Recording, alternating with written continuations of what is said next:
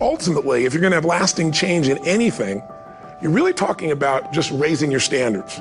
I always tell people, if you wanna know how to change your life, I give it to you in 3 words, boring as it sounds: raise your standards. And what does that mean? Corny as it sounds, raise your standards. Oh, thank you for the breakthrough thought, Tony. I'm glad I wasted my time watching this little email with you. But think about it. Lasting change is different than a goal. You don't always get your goals, but you always get your standards. Maybe it'll help you is to think about it this way. I try to explain standards to people with a different set of words. Think of it as everybody in life gets their musts. They don't get their shoulds.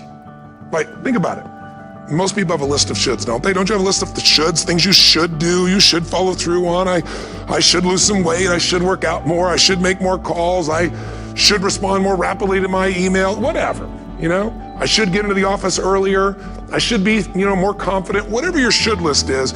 People love to have their should list be met, but it's kind of like New Year's resolutions. If it does, it's really exciting, but if it doesn't, which is most of the time, it's a little disappointing, but you kind of know it's not gonna happen. But when you decide something is a must for you, an absolute must, when you cut off any possible, you say, I'm gonna find the way or I'm gonna make the way. Human beings, when they resolve things, when they make a real resolution inside themselves, which is they raise the standard and they make it a must, they find the way. Think about it in your own life. Haven't you had some area of your life where you raise your standard and your life has never been the same? Maybe at one time in your life you smoked cigarettes, or you did something and you did it for years and you kept trying to change it and kept telling yourself I should. And then one day something happened. Something just clicked you over. Something took you over that kind of tipping point. And inside yourself you said, no more. And it was a very, very different experience, wasn't it? Something inside of you shifted, and what was a should became a must, and you've never gone back. Is there an area like that in your life you can think of? Again, did you ever smoke cigarettes? Did you ever eat a certain way, drink a certain form of alcohol, and then finally say no more, and you just don't go back? And notice this, it doesn't really take any willpower anymore. Because somewhere when we make this click, when we make something a must, we attach ourselves to it. It becomes part of our identity. And one thing I've learned in the last, 33 years of working with people from now over 100 countries, 4 million people, is human beings absolutely follow through on who they believe they are. If you said to me, well, I'm really gonna work hard to stop smoking, but I've been a smoker my whole life and I am a smoker. I know your days are numbered. You're gonna be back smoking cigarettes again, because we all act consistent with who we believe we are. I tell people the strongest force in the whole human personality is this need to stay consistent with how we define ourselves. If you define yourself as somebody who is really conservative, you're not gonna be crazy and act nuts unless you're really drunk or something, and then you can say it's the alcohol, when it's really just you finally getting permission to be yourself. The alcohol is your excuse. If you're a really crazy person, you act crazy, outrageous, playful. You don't act conservative because that's not who you are. Very often people say, well, I can't do that. I'm not that kind of person. And I always say to people, really, when did you define yourself? I mean, really, how many years ago did you come up with what you could and couldn't do in your life? How many years ago? Most people, if they really look at how they're living their life today, it's based on a set of standards, a set of beliefs that they made choices about 10, 20, 30 or more years ago. I mean, very often we made decisions in our youth or very young about what to believe, about what we were capable of, about who we are as a person, and that becomes the glass ceiling, if you will, that controls us. There's a corny metaphor, but it's true. I remember one time I was with my family at the circus, and there was a person there and they had this big giant elephant, and you look at this elephant and they take this little rope, put it around the elephant's neck, and they drive this stake into the ground. And I mean, you look at this and you know that elephant could rip down the entire tent with almost no effort, and yet the elephant doesn't struggle, doesn't try. Why? Because the elephant's conditioned. And they take that elephant and condition the elephant when it's a baby elephant. That's how they train them. When it's a little baby elephant and it doesn't have the power yet, they put a big rope around it and they drive this huge stake in the ground, and the elephant fights and fights and fights. And one day, finally, that elephant decides, I'm not capable of pulling this out. And once that becomes the definition of an identity of anyone, an elephant in this case, they don't even try anymore. It's just who I am, that's how it is, that's just the way it is in my life. I'd like to ask you to take a look at any place you've got a limitation and ask yourself, when did I decide to accept that limitation? And you may not even see it as a limitation, you might see it as just that's who I am. But so often in our lives, we've adapted to be a certain way so that we don't fail or so that people will like us or respect us, but it's not necessarily who we are. Joy comes when you're spontaneous. It's really hard to be truly happy when you're not being yourself. And most of us have no clue who we are. And so a big part of my work, if you've ever been to an event, you know, is to get people to do things spontaneously without thinking, because that's when the real you shows up. That's when the energy comes alive. And when you do that, when you start to connect to your true nature, suddenly there's energy available for you to set a higher standard for what you want in your life. That's what this is really all about.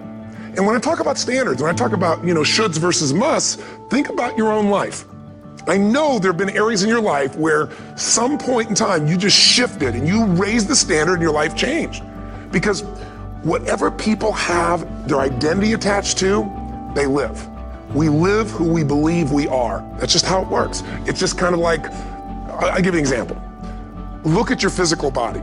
Your physical body today is an absolute reflection of only one thing, not your goals, not your desires, but your standards. The identity you have for yourself. If your standard is you're an athlete, then there's a certain amount of strength, a muscle tone, and energy that's available in your body on a regular basis because that's who you are. And so you do whatever's necessary to maintain that identity. Again, the strongest force in the human personality is this need to stay consistent with how we define ourselves. Because if you don't know who you are, you wouldn't know how to act. Once you lock in on that identity, your brain finds a way to keep you there. If you say, man, I'm overweight, I've always been overweight, I'm big boned, and that's the story you got, then you're gonna always find a way to get back there. That's your settling point. That's your identity. That's where things lock in. If you see somebody who's in really great shape, you ask them, do you work out? You know the answer. Yes, how often? And they'll tell you 3 times, 4 times, 5 times a week, whatever. In a seminar, I'll ask people, who here works out at least 5 days a week? And I'm stand up.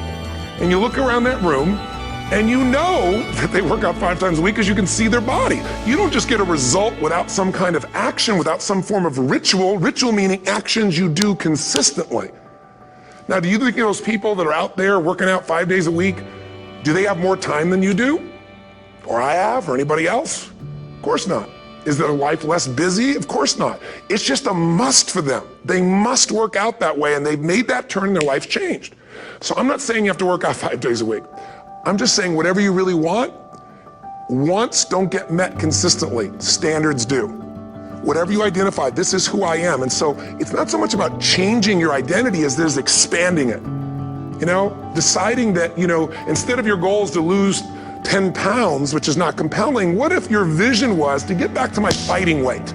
This year, this month, this next 90 days, I'm gonna transform my body. I'm gonna take on a new challenge. I'm gonna find some technique or strategy, there's a million of them, that can reframe myself where I want to feel younger, stronger, more vibrant than ever before. Here's my reasons, because I want the energy to really make my life work. Because it's tough out there and I want to be stronger than I've ever been before.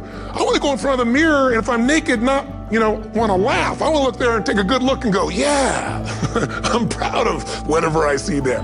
Whatever it takes, something's gonna make you laugh, smile, something that's gonna tease yourself, but something's gonna move you to another level. If you identify yourself in a new way and you own that every day, and that becomes the standard of how you live, you'll find the way to make that standard real. Money's the same way. Think about it, it doesn't matter what's happening, quote unquote, in the marketplace. People that make money find a way to make money no matter what, don't they? I mean, most people's standard is to pay their bills. So that's what most people find a way to do, even when economic times get tough. Most people, if that's their absolute standard, they find a way. Some people's standard is pay their bills most of the time. And so most of the time they do. Some people's standard is not just to pay their bills, but to take care of their family and maybe even some of their friends. And they find a way. In fact, some people may be in a family where they don't have enough money. They barely have money to pay their bills. They work their guts out. And then somebody, their mother, their father, somebody else, their sister gets ill, and there's not enough money to take care of it. Nobody else has money in the family. They don't either, but they find a way to get that money to take care of their mother or father, don't they? And pay their bills. They never could do it before. Why? The situation made them raise their own standard. And not everybody does that. Somebody else in the family might have money and still not take care of their mother. It all comes down to the inner game, my friends. Changing your life is a change in the inner game. Somebody once said you can take all the money in the world, out of the hands of everybody, out of all the wealthy people in the world who are really successful, give it to other people. It wouldn't take too long. Those people would have it back in their hands. It's not because they're manipulative. It's because they have a standard. Some are manipulative, don't get me wrong, but they've got a standard of what they're going to find a way to make happen. I'm just simply saying to you, take those 3 magic words and live them. Raise your standard.